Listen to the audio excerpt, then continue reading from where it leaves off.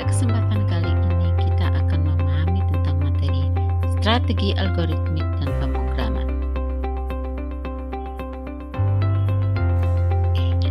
yaitu proses pemrograman. Adapun materi ini merupakan materi bab 2 pada semester 1 kelas 11. Tujuan pembelajaran setelah mempelajari bab ini, siswa mampu memahami proses pemrograman, menguasai konsep dan penerapan rekursi, menganalisis beberapa strategi algoritmik secara kritis untuk menyelesaikan suatu permasalahan, menguasai konsep dan penerapan larik dalam pemrograman, menguasai konsep dan penerapan karakter dan string dalam pemrograman, menerapkan strategi algoritmik tersebut ke dalam suatu program yang lebih kompleks, bergotong royong dalam mengembangkan dan menguji program untuk menyelesaikan masalah. Nah, sebelum kita memulai, Nanda semuanya, pernahkah kalian berpikir bahwa program yang kita gunakan dalam kehidupan sehari-hari dikembangkan? Bagaimana seorang programmer menghasilkan program yang sangat kompleks dapat digunakan sehari-hari? Dan bagaimana program tersebut dirancang dan diimplementasikan hingga dapat melayani ribuan hingga jutaan pengguna dengan efisien sehingga program tetap nyaman saat digunakan. Baiklah, kita akan memulai membahas. Adapun proses pemrograman, pada kelas 11 ini kita akan mempelajari kegiatan yang lebih kompleks yang kita sebut pemrograman. Di mana pada kelas 10 kemarin kita telah mempelajari tentang dasar-dasar dari suatu pemrograman itu sendiri. Ya, pemrograman itu adalah seluruh aktivitas teknis yang dilakukan untuk menghasilkan suatu program, menganalisis kebutuhan, termasuk desain dan implementasi dari suatu program. Ada 4 langkah pemrograman. Yang pertama, menganalisis permasalahan atau analyzing. Pada tahapan ini, programmer mengidentifikasi ataupun menganalisis suatu kebutuhan atau keadaan pada saat ini untuk menghasilkan suatu definisi dari permasalahan yang perlu diselesaikan dengan program. Selanjutnya tahapan kedua itu mendesain solusi, problem solving. Pemrogram merencanakan strategi untuk menghasilkan keluaran berdasarkan masukan yang diterima. Proses ini akan menghasilkan algoritma berupa narasi, pseudocode, ataupun diagram alir. Dan tahapan yang ketiga, mengimplementasikan solusi dalam bentuk program ataupun coding. Nah, pemrogram akan menulis kode program untuk menjalankan solusi yang telah direncanakan sebelumnya dengan menggunakan bahasa pemrograman. Dan pada bab ini kita akan mempelajari lanjutan dari kelas 10 kemarin menggunakan pemrograman bahasa C. Kemudian tahapan yang keempat itu adalah menguji program. Program tersebut harus diuji untuk memastikan program berjalan dengan benar, sesuai dengan batasan-batasan yang diberikan. Nah, dari keempat tahapan ini, kita akan membuat siklus pemrograman di mana siklus itu akan terjadi berulang-ulang sampai suatu program itu benar-benar sudah relevan. Di mana siklus pemrograman itu tahapan mulai, kemudian menganalisis permasalahan, mendesain solusi, mengimplementasikan dengan kode, menguji program. Apabila program yang sudah dibuat itu bisa diuji berkali-kali dan telah benar, maka program itu akan dipakai. Tetapi apabila belum, masih terdapat bug-bug dan kesalahan-kesalahan, akan dianalisis kembali. Nah, bagaimana Anda semuanya mengenai proses dari pemrograman ini?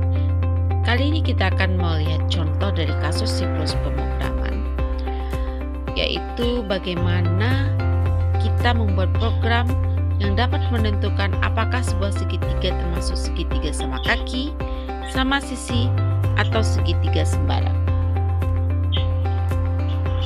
Dengan memberikan data berupa ketiga panjang sisi.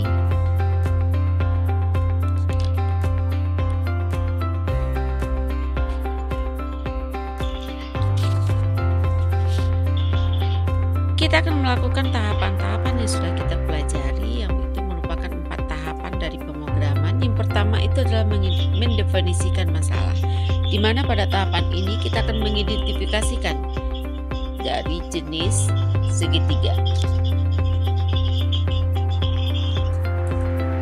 Dengan deskripsi, diberikan 3 buah bilangan bulat yang berada pada rentang 1 sampai dengan 1000 yang merupakan panjang sisi dari sebuah segitiga. Identifikasi apakah ketiga sisi tersebut merupakan segitiga sama sisi, segitiga sama kaki, ataupun segitiga sembarang, atau tidak bisa membentuk segitiga. Nah, adapun masukannya. Masukannya terdiri dari 3 bilangan bulat A, B, dan C yang merupakan panjang masing-masing sisi segitiga pada rentang 1 sampai dengan 1000.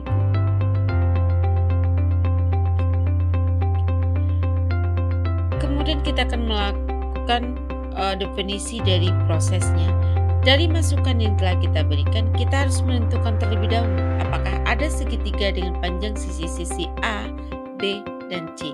Jika tidak ada, maka program dapat berhenti dan melaporkan bahwa data masukan tidak menunjukkan sisi-sisi segitiga.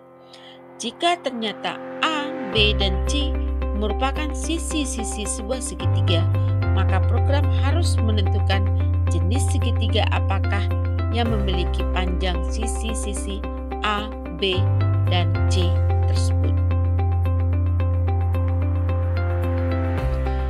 Dan untuk keluarannya berupa teks sebagai berikut.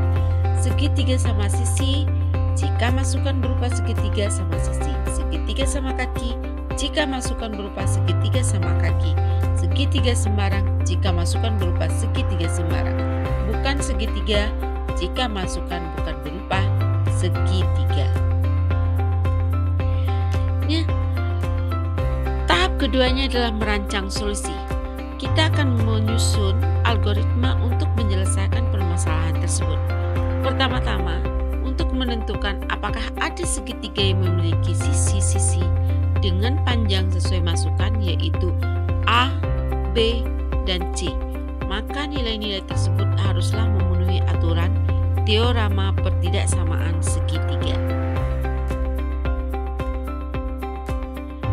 Nah, teorema pertidaksamaan segitiga berikut.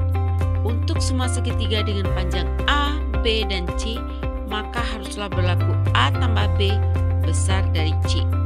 Jika kita terjemahkan teorema di atas untuk sembarang masukan A, B, dan C, kita harus memeriksa 3 buah kondisi berikut.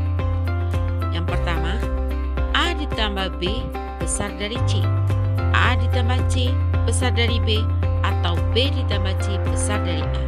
Ketiga kondisi tersebut harus terpenuhi agar A, B, dan C dapat membentuk segitiga. Nah, selanjutnya untuk mengidentifikasi jenis segitiga, kita dapat merancang aturan-aturan sebagai berikut.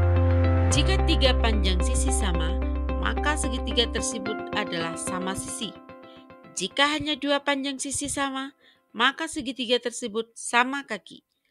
Jika ketiga panjang sisi berbeda, maka segitiga tersebut adalah segitiga sembarang. Nah, melalui 2 tahapan tersebut, apakah Nanda sudah bisa memahami?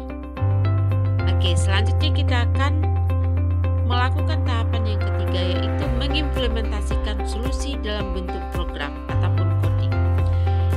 Nah, pada tahapan ini kita akan membuat dari rancangan solusi yang telah kita buat pada tahapan yang kedua tadi. Kita akan mengimplementasikan algoritma tersebut ke dalam satu program komputer. Misalnya, kita akan mencoba mengimplementasikannya dalam pemrograman bahasa C, seperti yang tergambar pada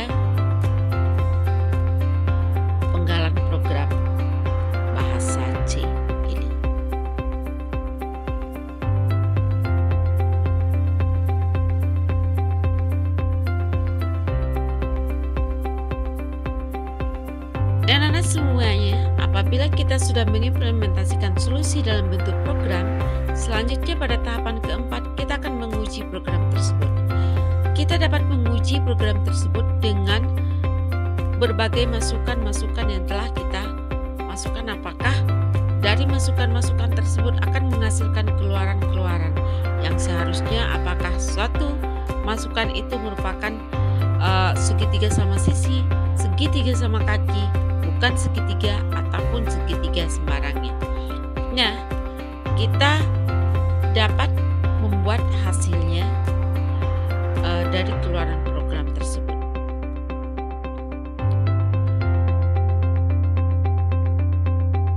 Ya, bagaimana Nana semuanya? Apakah kita tertarik untuk menjadi seorang programmer? Oke, selanjutnya kita akan mempraktikkan bagaimana kita membuat suatu program. Sampai bertemu pada kesempatan selanjutnya.